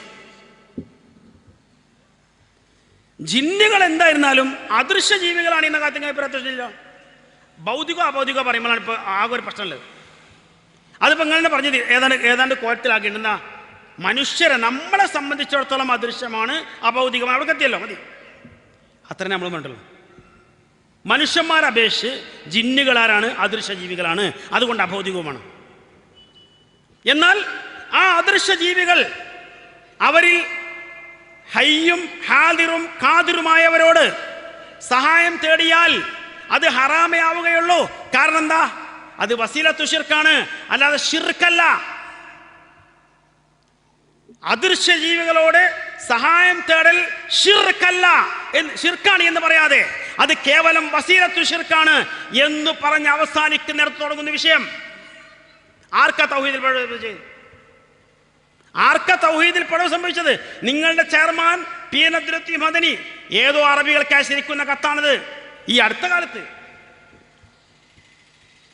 അദൃശ്യ ജീവികളോട് സഹായം തേടൽ അത് ശിർക്കാണ് എന്നിരിക്കെ കേവലം അത് വസീലത്തു ശിർക്കാവുള്ളൂ, അതുകൊണ്ട് ഹറാമാവുള്ളൂ എന്ന് പറയുന്ന ആ സംഗതിയുണ്ടല്ലോ, അവിടെയാണ് നിങ്ങളുടെ തൗഹീദിൽ നിന്നുള്ള വ്യതിചലനത്തിന്റെ ആടെ മനസ്സിലാവുക. പിന്നെ അനുബന്ധമായി ഇതെന്തിനാ പറഞ്ഞേ? ഇത് പറയാൻ മാറ കാരണമുണ്ട്. നമ്മൾ പലപ്പോഴും പറഞ്ഞാണ് സിഹിറിന് പ്രതിഫലമുണ്ട് എന്ന് വിശ്വസിക്കണമെങ്കിൽ അദൃശ്യമായി അഭൗതികമായി നമ്മളെ ഉപദ്രവിക്കാൻ പറ്റുന്ന അല്ലെങ്കിൽ സഹായിക്കാൻ പറ്റുന്ന അല്ലാഹു അല്ലാത്ത വേറെ വല്ല ശക്തികളുണ്ടാവണം. അദൃശ്യമായ രൂപത്തിലൂടെ അല്ലാതെ മാർഗത്തിലൂടെ അല്ലാതെ മാരണത്തിലൂടെ പ്രതിഫലം പ്രതീക്ഷിക്കാൻ നിർവാഹമല്ല. അങ്ങനെ അദൃശ്യ മാർഗത്തിലൂടെ ഇങ്ങനെ ചില സംഗതികൾ നടക്കുമെന്ന് വിശ്വസിച്ചാലോ ആ വിശ്വസിച്ച ശിർക്കാണ്. അത് പറയാനാണ് നമ്മൾ ഈ വിഷയം പറഞ്ഞത്. അപ്പോഴോ അതിനെ മറികടക്കാൻ കണ്ടെത്തിയിരിക്കുന്ന മാർഗമാണിത്. ജിന്നുകളോട് തന്നെ സഹായം തേടിയാൽ തന്നെ അത് വസീലത്ത് ശിർക്കാവുള്ളൂ.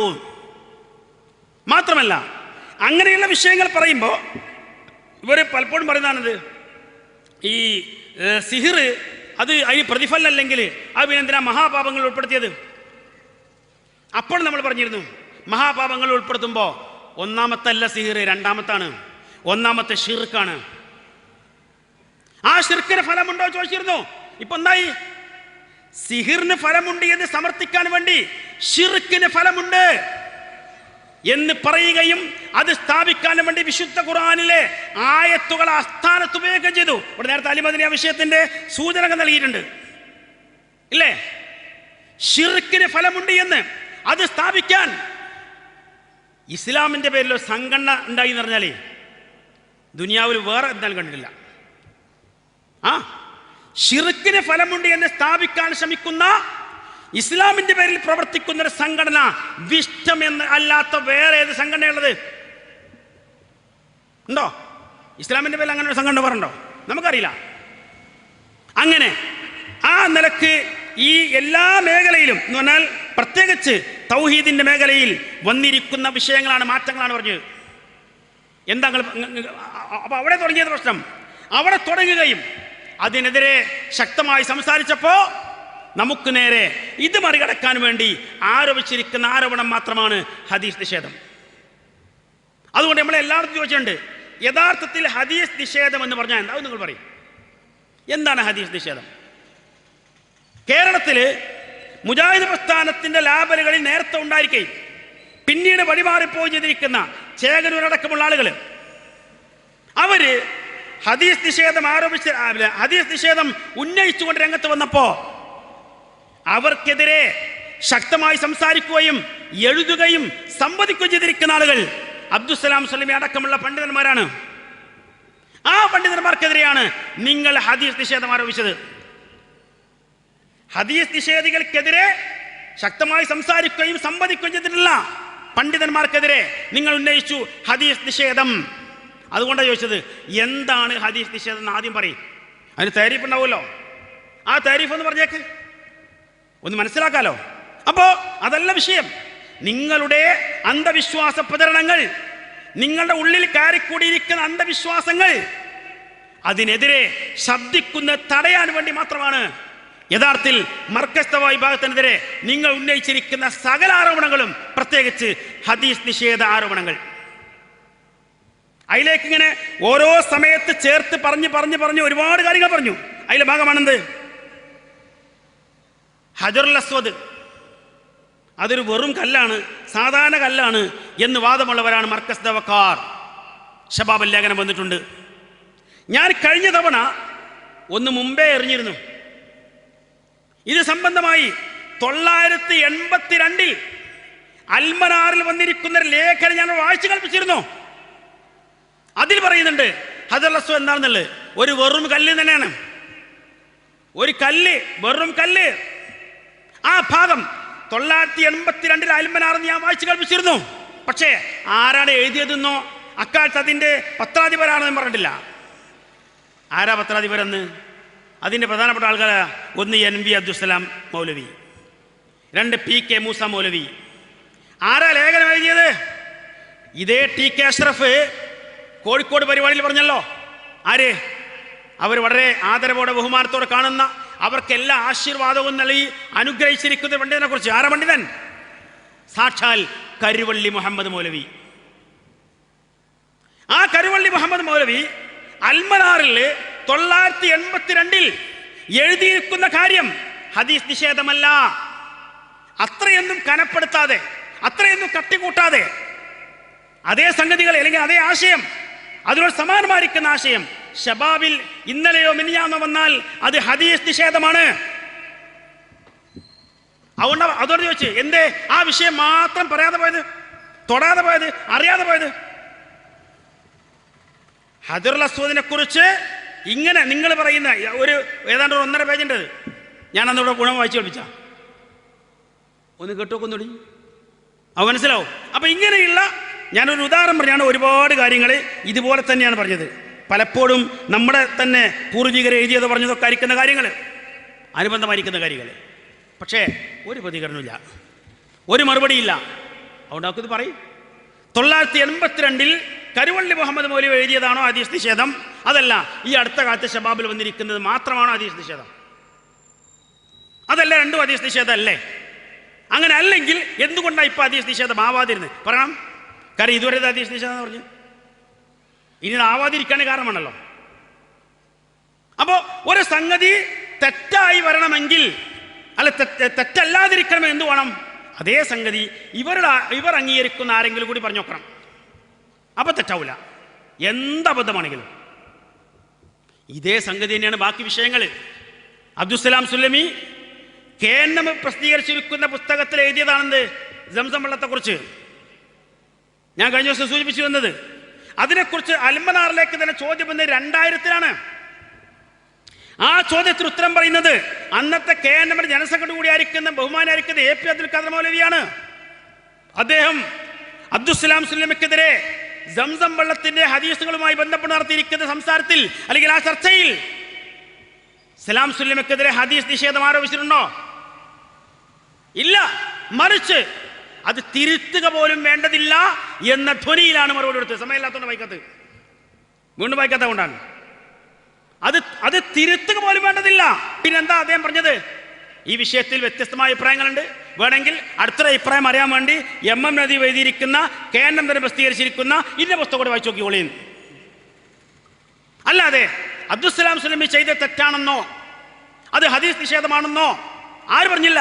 ആ പുസ്തകം പ്രസിദ്ധീകരിച്ചിരിക്കുന്ന KNM ജനറൽ സെക്രട്ടറി പറഞ്ഞില്ല. മാത്രമല്ല ഈ 99-ന് ശേഷം നടന്ന പ്രശ്നം കണ്ടല്ലോ, ആ പ്രശ്നങ്ങൾക്കിടയിലൊക്കെ അതിനിടയിലും നമ്മുടെ ദഅവാ പ്രവർത്തനം കുറച്ചൊക്കെ നടക്കുന്നുണ്ട്. ദായിമാർക്കുള്ള പ്രത്യേക പഠന പരിപാടികളുണ്ട്. ആ പഠന പരിപാടികളിൽ ആദർശം പഠിപ്പിക്കാൻ വേണ്ടി അന്ന് KNM ഏൽപ്പിച്ച ആരെയാ? സാക്ഷാൽ അബ്ദുസ്സലാം സുലമിയെ. മനസ്സിലായല്ലോ? അപ്പോഴൊന്നും പ്രശ്നമില്ല. പിന്നെ എപ്പോഴാണ് പ്രശ്നം ഉണ്ടായത്? സംഘടന പിളർന്നു. അബ്ദുസ്സലാം സുലമി അന്ന് ജാമ്യയിലെ ജോലി ചെയ്യുന്നത്. അദ്ദേഹം കൂടെ നിൽക്കുന്ന കരുതി, കൂടെ നിന്നില്ല.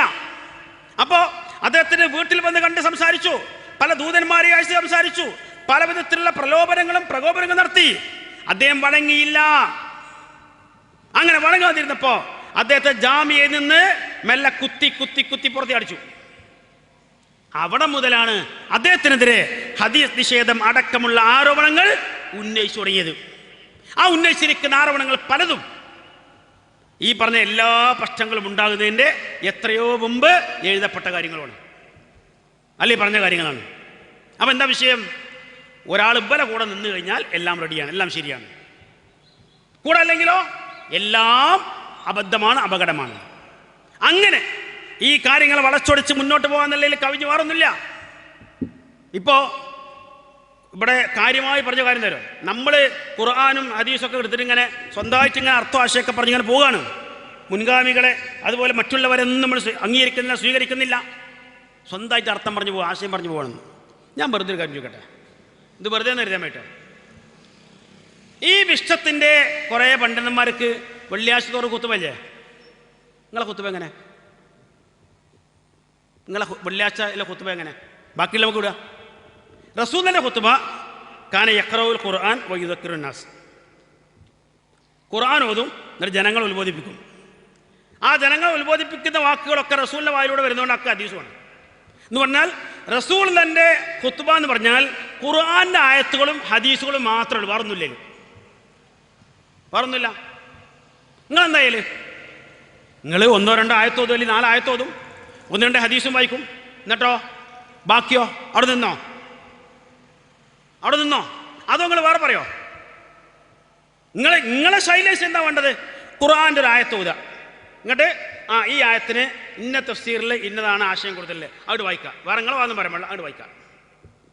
അങ്ങനെ 3-4 തഫ്സീറിന് ഒരു 4-5 കാര്യങ്ങൾ ഇവിടെ വായിക്കാം.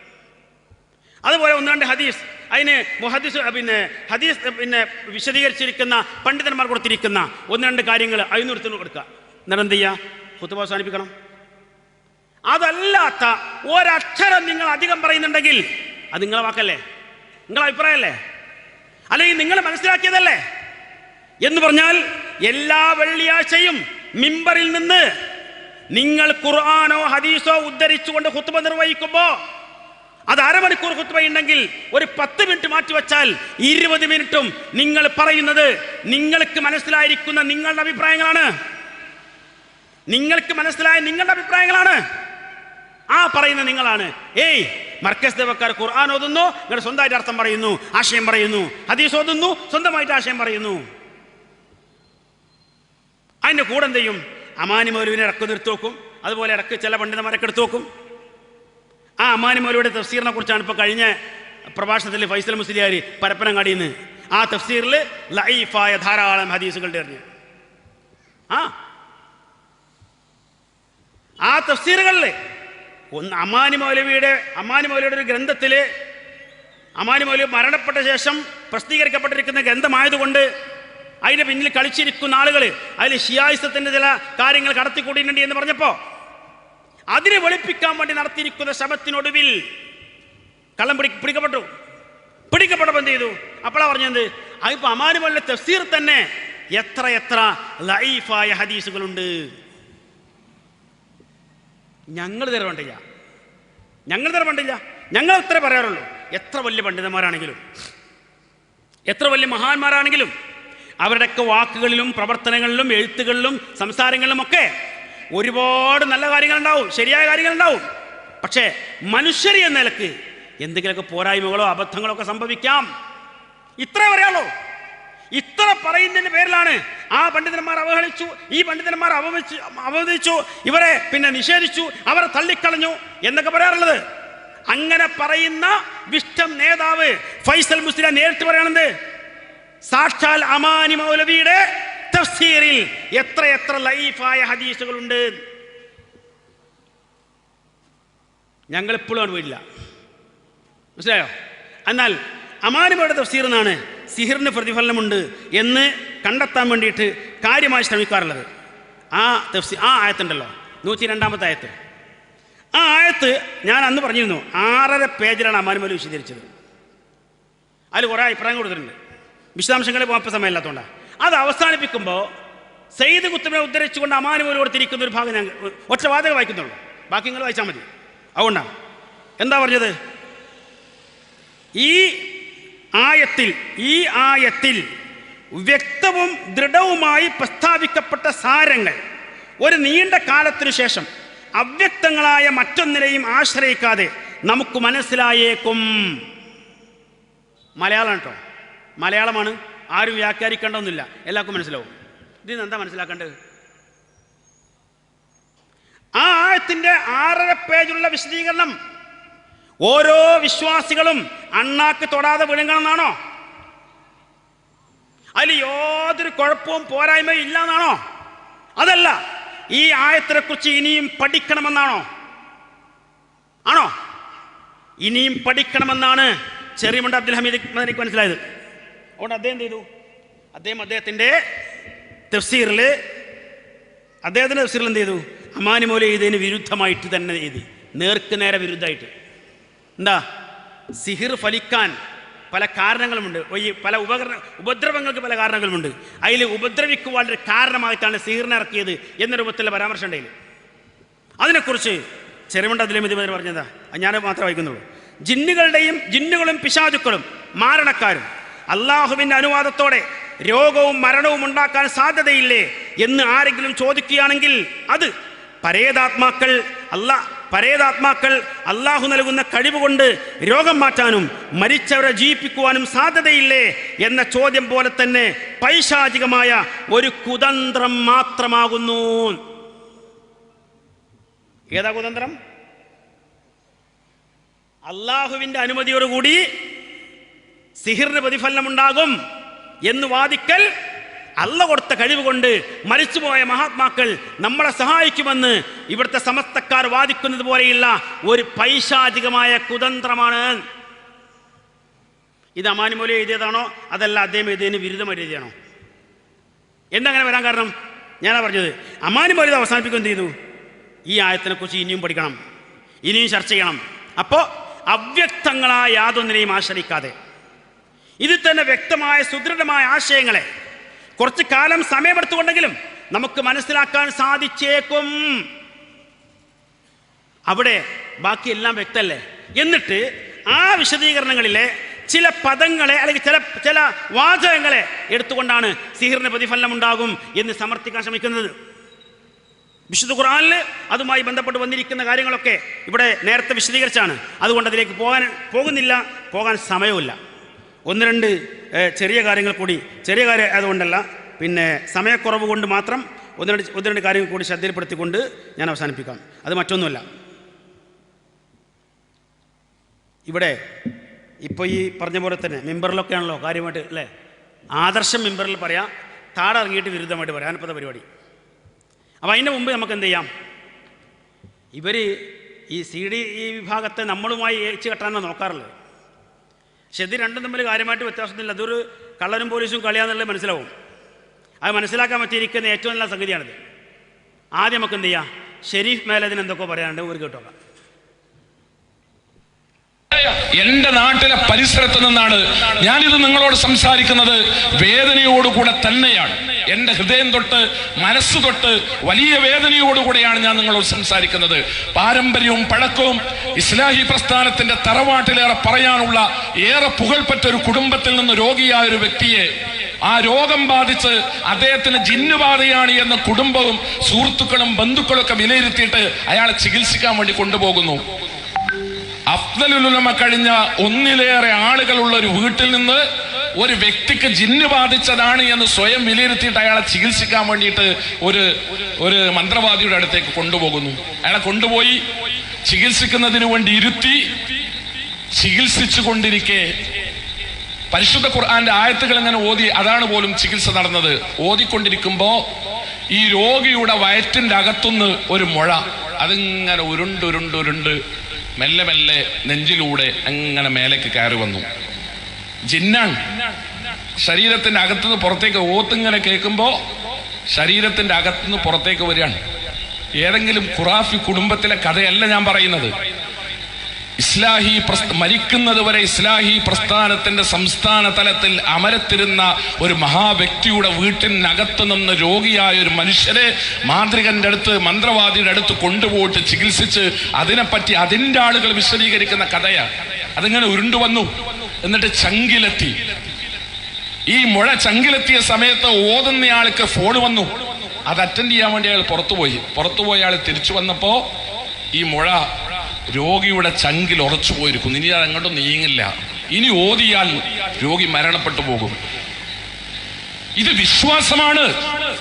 ഇവർ മുജാഹിദാണ്. ഇവരാണ് മുജാഹിദുകൾ എന്നിവർ അവകാശപ്പെടുന്നു. ഇവരല്ലാത്തവരൊന്നും മുജാഹിദുകളല്ല എന്നിവർ കേരളത്തിൽ പ്രചരിപ്പിക്കുന്നു. പറയണം നാം കേരളത്തിലെ പൊതുസമൂഹത്തോട് ഈ വിശ്വാസത്തിന്റെ അടിത്തറ എന്താണ്, ഇതിന്റെ ആധാരം എന്താണ്, ഇതിന്റെ പ്രമാണം എന്താണ്, ഇതിന്റെ അടിസ്ഥാനം എന്താണ്, എന്തിന്റെ പേരിലാണ്, ഏത് ആയത്ത് വെച്ചിട്ടാണ്, ഏത് ഹദീസ് വെച്ചിട്ടാണ്, ആര് പറഞ്ഞതാണ്, നബി പറഞ്ഞോ, സഹാബത്ത് പറഞ്ഞോ, താബിഉകൾ പറഞ്ഞോ, ആര് പറഞ്ഞതിന്റെ അടിസ്ഥാനത്തിലാണ്? മഗ്‌രിബ് നമസ്കാരം കഴിഞ്ഞിട്ട് ഒരാളിങ്ങനെ വരിക.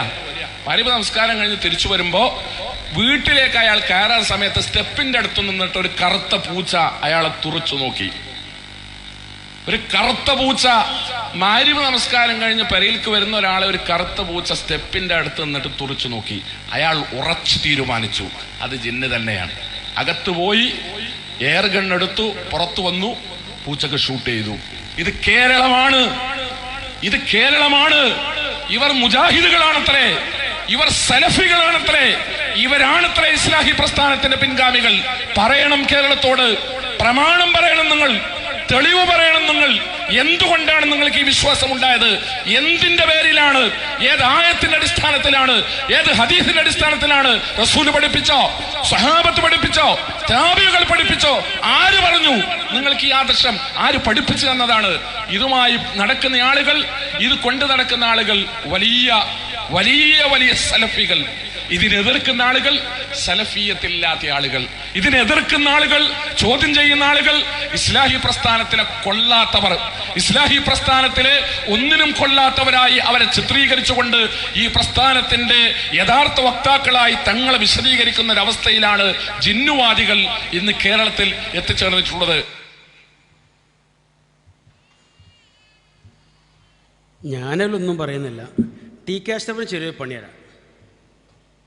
ഇതിൽ പറയപ്പെട്ട ഈ രോഗി ജിന്ന് ബാറ്റുകാരിയിട്ട് ഇങ്ങനെ എന്താണ്, അതായത് വലിയ മുഴ പോലെ ആയി, ഇങ്ങോട്ട് അതിങ്ങനെ കയറി വന്നിട്ട് തൊണ്ട കുടുങ്ങിയല്ലോ. ആ രോഗിൻ്റെ വീട്ടിൽ ഒന്നിലധികം അഫ്ദലുമ്മക്കാരുണ്ടെന്നാണ് പറഞ്ഞത്. അങ്ങനെ ഒന്നിലധികം അഫ്ദലുമ്മക്കാരുള്ള ഈ രോഗിയുള്ള ആ രോഗിനെ ചികിത്സിക്കാൻ ശ്രമിച്ച് ഇങ്ങനത്തെ പണിയൊക്കെ ഉണ്ടല്ലോ. ഇതൊക്കെ ഈ ഇടത്തനാട്ടുകാരെയുമായി വല്ല ബന്ധമുണ്ടോ ഇല്ലേ എന്നുള്ളത് ഒന്ന് ടി കെ അഷ്റഫ് പറഞ്ഞാൽ മാത്രം മതി. അത്ര പറഞ്ഞാൽ മതി, ബാക്കി നാട്ടുകാർക്ക് മനസ്സിലാവും. ഞാനത് മാത്രമേ പറയുന്നുള്ളൂ, ബാക്കി കൈകൂട്ട്. ഇനി അടുത്ത് നോക്കാം.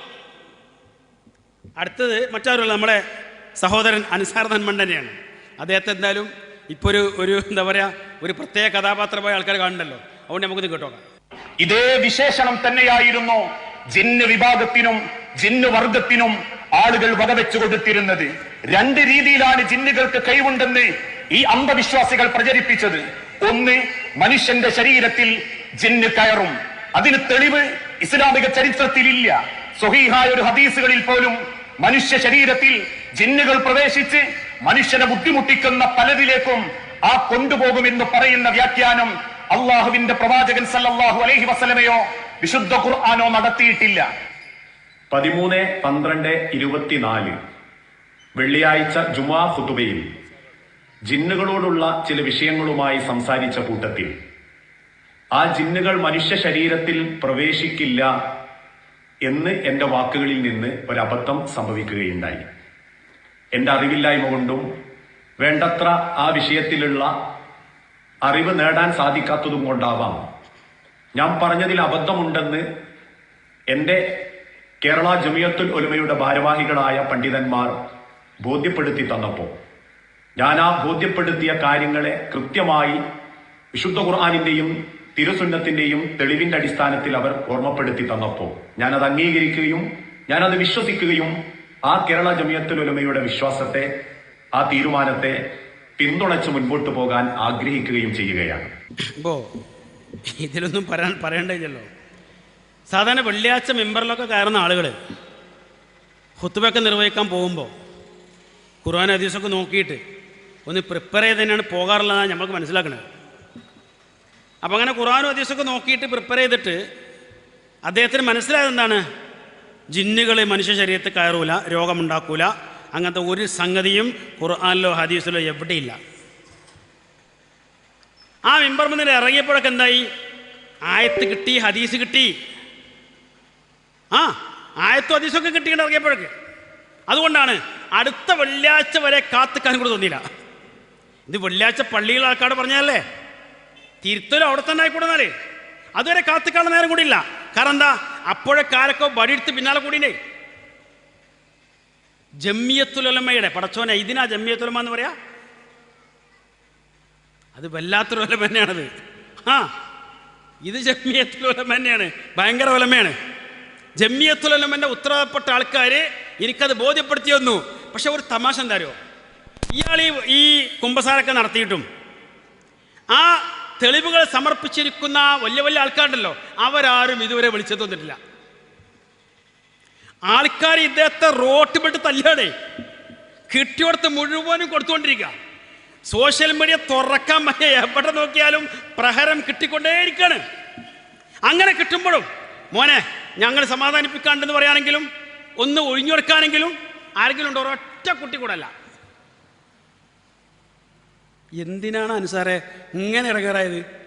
ഇവരാരെങ്കിലും കൂടെ പരലോകത്തെന്തായാലും കൂടെ ഉണ്ടാവില്ല എന്ന് ഉറപ്പാണ്. ദുനിയാവും തന്നെ അല്ലാതെ പറഞ്ഞ് ഈ ജമിയത്തുൽ ഉലമക്കാർ ആരെങ്കിലും ഒരാള് അൻസാർ ഇപ്പൊ രണ്ടാമത് പറഞ്ഞാണ് ശരി എന്ന് പറയാൻ, അല്ലെങ്കിൽ ആദ്യം പറഞ്ഞ തെറ്റാണെന്ന് പറയാൻ രംഗത്ത് വന്നോ? അത്രയെങ്കിലും നമ്മളല്ലേ എത്തിരി മോള അല്ലേ? ഒന്നും പറയാനില്ല, കുറച്ചൊക്കെ ബുക്ക് വേണമെന്നേ പറയുള്ളൂ, അത് ഉപയോഗിക്കണം.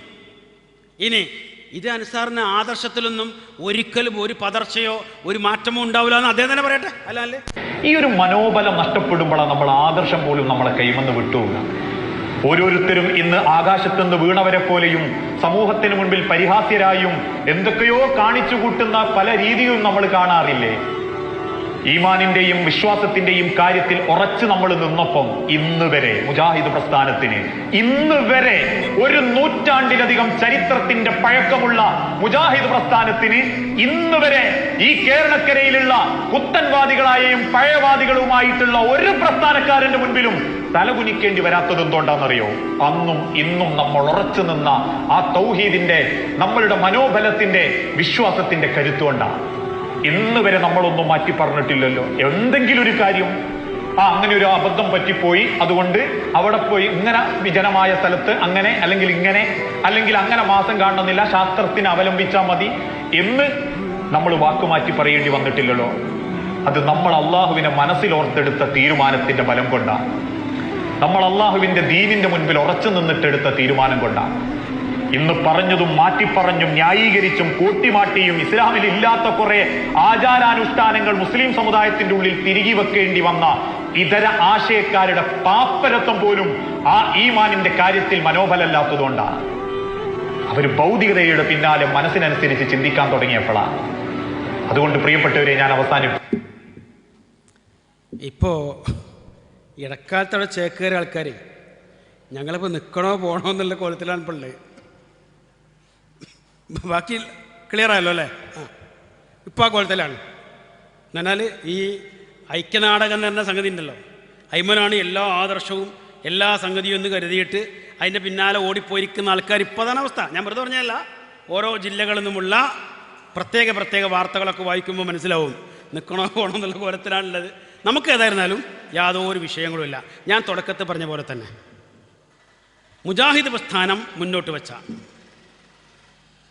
വിശുദ്ധ ഖുർആനിൻ്റെയും പ്രവാചക അധ്യാപനങ്ങളുടെയും അടിസ്ഥാനത്തിൽ പ്രമാണബദ്ധമായി യുക്തിഭദ്രമായി 1 നൂറ്റാണ്ട് കാലമായി സമൂഹത്തെ പഠിപ്പിച്ചിരിക്കുന്ന ആദർശധാരയിൽ കടുകിട വ്യത്യാസമില്ലാതെ വ്യതിചലനമില്ലാതെ ഇന്നും നിലനിൽക്കുന്ന ആ പാരമ്പര്യം അവകാശപ്പെടുവാൻ സാധിക്കുന്ന കേരളക്കരയിലെ ഒരേ ഒരു ഇസ്ലാഹി സംഘടന അത് KNM മർക്കസ് ദഅവ മാത്രമാകുന്നു എന്ന് വീണ്ടും വീണ്ടും തെളിയിക്കപ്പെട്ടുകൊണ്ടേയിരിക്കുകയാണ്. നമ്മളൊന്നും ചെയ്യേണ്ടതില്ലാത്ത വിധം അതങ്ങനെ തെളിയിക്കപ്പെട്ടുകൊണ്ടേയിരിക്കുകയാണ്. അവിടെയാണ് കാര്യങ്ങളുള്ളത്. അതുകൊണ്ട് രക്ഷപ്പെടാൻ ആഗ്രഹിക്കുന്ന ആളുകൾ, നമ്മൾ അത്രേ പറഞ്ഞുള്ളൂ, രക്ഷപ്പെടാൻ ആഗ്രഹിക്കുന്ന ആളുകൾ ഈ ആദർശത്തിൻ്റെ തണലിലേക്ക് വരാൻ ശ്രമിക്കുക, പടച്ച റബ്ബിനോട് പ്രാർത്ഥിക്കുക. ഇതുവരെ വന്നു പോയിരിക്കുന്ന അബദ്ധങ്ങളും അപരാധങ്ങളും അങ്ങനെയെങ്കിലും തിരുത്തപ്പെടുവാൻ സാധിക്കുമെങ്കിൽ സാധിക്കട്ടെ. അങ്ങനെ പ്രാർത്ഥിച്ച് മുന്നോട്ട് പോകാൻ സാധിക്കണമെന്നാണ് എനിക്ക് അവസാനമായി നിങ്ങളുടെ അഭ്യർത്ഥിക്കാനുള്ള മൊത്തത്തിൽ.